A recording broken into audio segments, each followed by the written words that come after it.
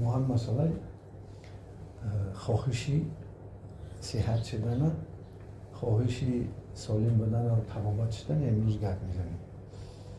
آیا همه ما و شما خواهش داریم که صحت شدیم؟ آیا ما سلامتی را چیزی افضلیتناک پریوریتی حساب میکنیم که یکم باشه در زندگی ما و شما؟ حالا که سلامت بودن در همین چیزهای افضلیت آدم یکم است. آیا ما همین ارزشناک حساب میکنیم سلامتی را در زندگی ما؟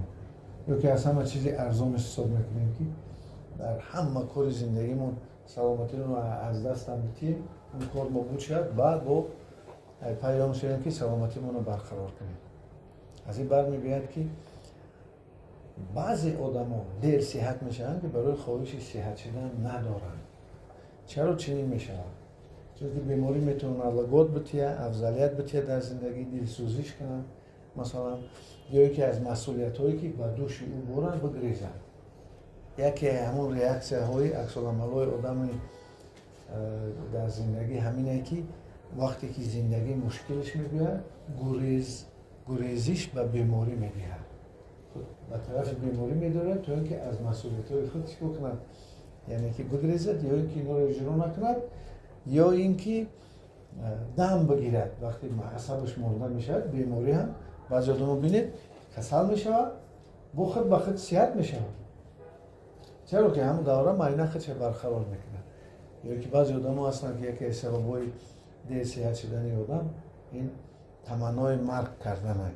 بعضی آدم ها خودشون دعای بد میکنن، در زندگی مشکلیشون میشه و دعای بد میکنن، هم بعد همون میتونه که در بدن آدم بیماری ها رو با وجود بیاره، هرچند که وقتی مردنش مثلا معین نیست، علامت هایی ندارد که مثلا بگیم که این دنیا رو ترک میکنن.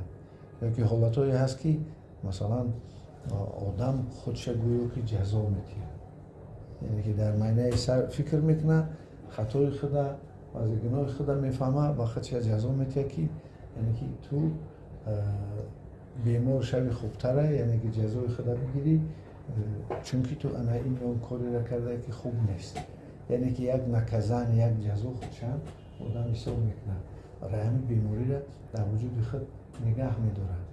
بیماری هم مانند رستنی ها، مانند یعنی که حیوان ها وقت عمر خود چه دارد. یکی چرا بیماری نمیره؟ چون که بیماری با تخم خود دارد، اما وقتش بود شد تخمش میدازد چند کسان دیگه پیدا میشه.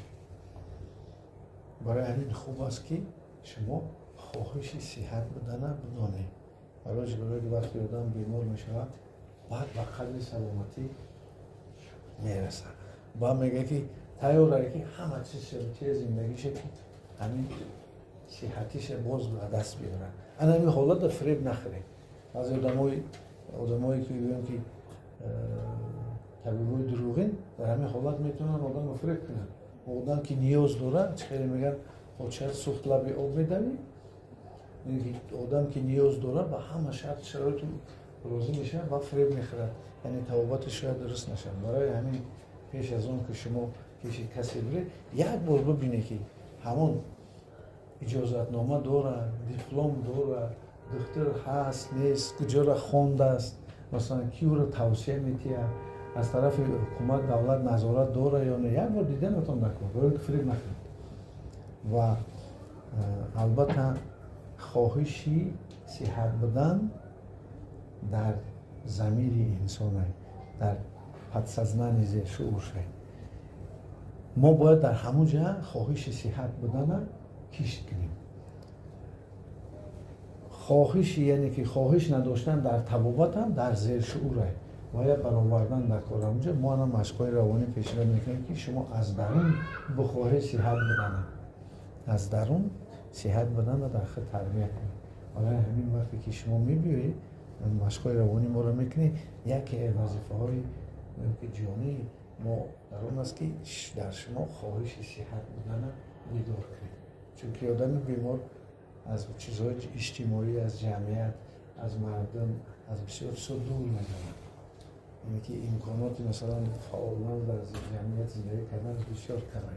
برای این صحت بدن خوبتر است. سلامتی را ارزش بتید به تقاوت بگیرید تا اینکه روز تا روز چه شده بهتر و خوبتر شد. سلام باشید.